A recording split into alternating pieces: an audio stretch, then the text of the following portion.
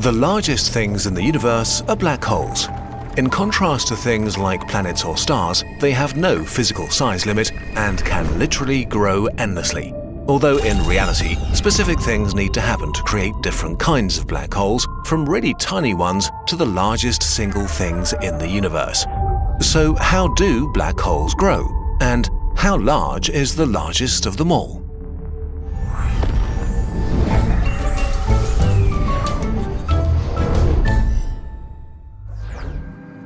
This video will not discuss how black holes work or how they form, since we've looked at that in detail in our black hole and neutron star series. You can check them out afterwards. For now, we're interested in finding the largest thing in the universe. Let's start really small. Primordial black holes. The smallest kind of black holes may or may not exist. If they do, they're probably the oldest objects in the universe, older even than atoms. They would have formed just after the Big Bang, when the universe was so dense with violent energy that any tiny pocket that was just slightly more dense than its neighbors could produce a black hole. The smallest primordial black hole that could still be around would be 8 trillion kilograms or so, the mass of a big mountain. And yet they would be no bigger than a proton. A primordial black hole with the mass of Earth would barely be larger than a coin. This makes them very hard to find, so we haven't actually observed any yet. If they exist, they may even be the mysterious dark matter that holds galaxies together. Let's move on to the kinds of black holes that we know for sure are out there. Stellar black holes. To make a black hole, we need to compress enough matter so that it collapses into itself.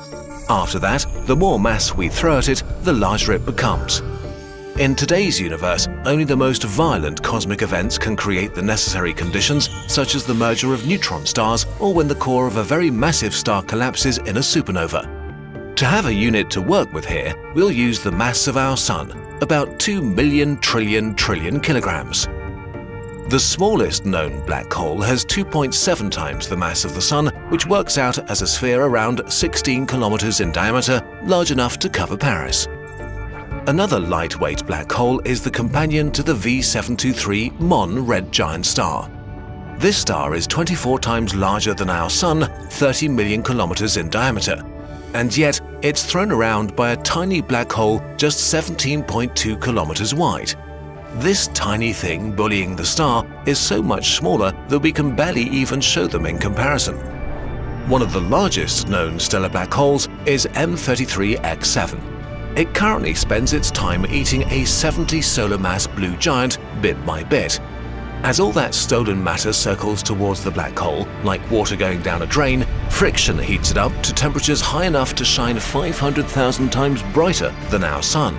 And yet, X7 is only 15.65 solar masses and 92 kilometers wide, just big enough to cast a shadow on Corsica. To grow much larger, black holes have to either devour a lot of stars or, better, merge with one another.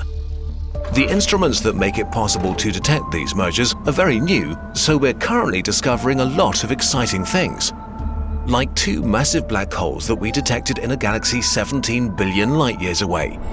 As they spun around each other violently, they released more energy in the form of gravitational waves than the combined light from all the stars in the Milky Way in 4,400 years. The new black hole they formed is about the size of Germany and is 142 solar masses. And here we hit a curious gap in scale.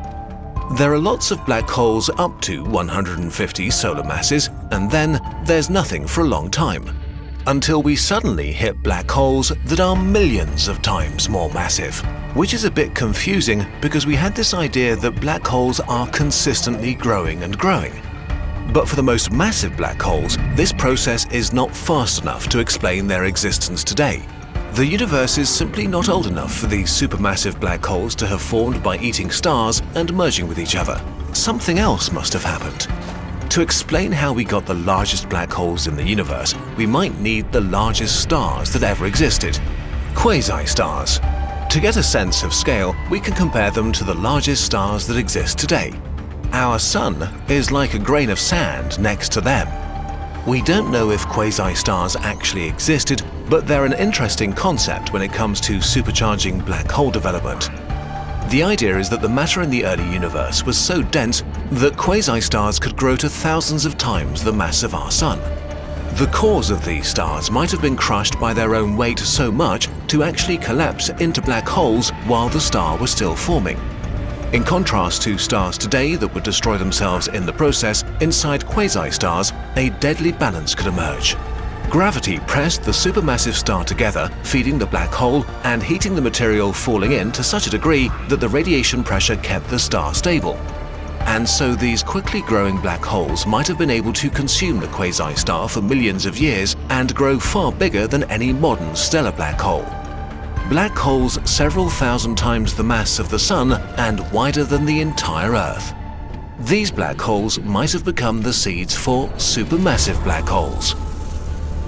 So now we arrive at the kings of our universe, the largest single bodies in existence. The centers of most galaxies contain a supermassive black hole, and they are monstrous.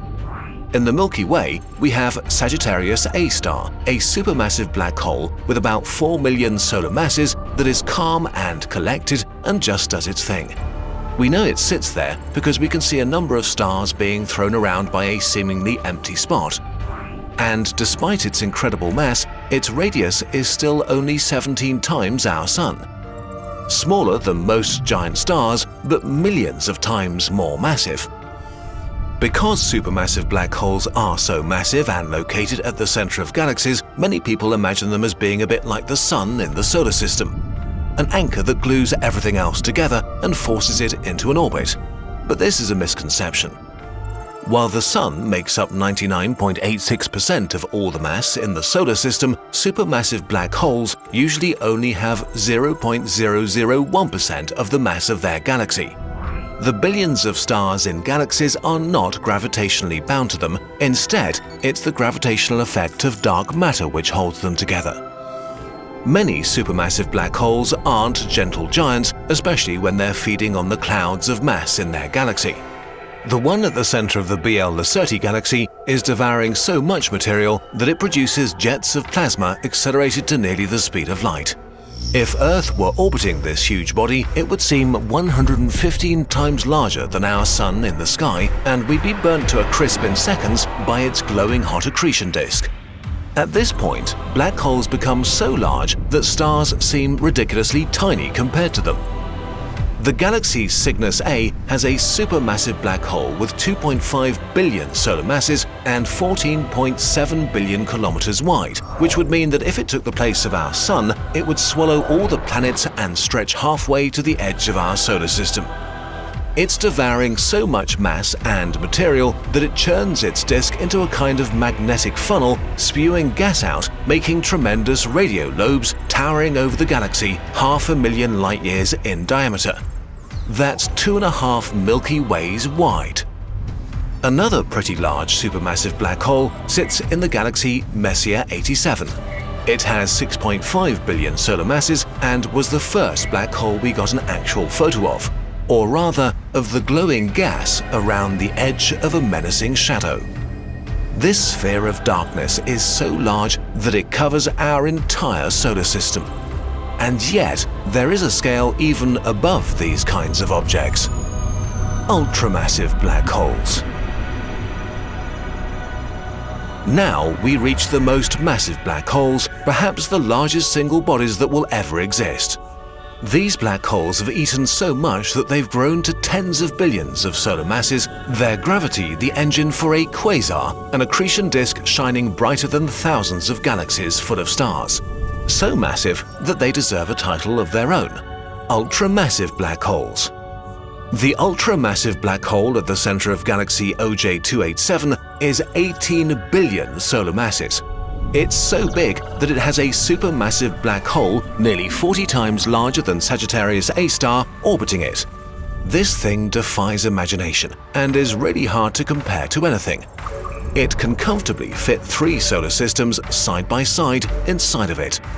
Let's end this insane competition and get to the King of Kings, TON 618, a black hole that we can observe consuming galaxies worth of matter, is shining with the brightness of 100 trillion stars, visible from 18 billion light-years away.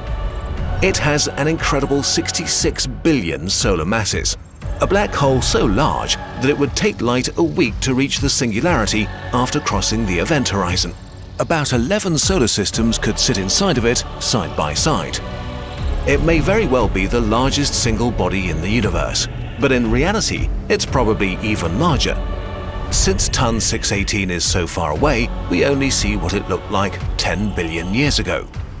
In any case, black holes are scary and mysterious and gigantic. They'll be here after everything else dies and growing larger and larger. Okay, now let's do the trip again. From the smallest possible black hole all the way up to the largest.